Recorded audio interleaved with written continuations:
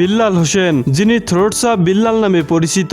কিন্তু আপনি কি জানেন কে এই বিল্লাল হোসেন, কি বা তার পরিচয়? ব্যক্তিগত জীবনে তিনি কেন কন্টেন্ট ক্রিয়েশনকে পেশা হিসেবে বেছে নিয়েছিলেন, সেই সাথে তার জানা অজানা জীবনী সম্পর্কে চলুন জেনে নেওয়া যাক। সোশ্যাল মিডিয়ায় বিল্লাল হোসেন তরুণ সফল কন্টেন্ট ক্রিয়েটর হিসেবে পরিচিত। 1997 সালে বাংলাদেশের শেরপুরে হুজুরিকান্দা গ্রামে জন্মগ্রহণ করেন। শৈশব কৈশোর কেটেছে গ্রামে। এইচএসসি পাশ করেন চন্দ্রকোনা কলেজ থেকে। তিনি বর্তমানে বিএসসি অনার্স গণিত ডিপার্টমেন্টে অধ্যয়নরত। অর্থনৈতিক চাপ ও পারিবারিক দায়িত্বে স্নাতক শেষ না করেই কর্মজীবনে নামতে হয় তাকে।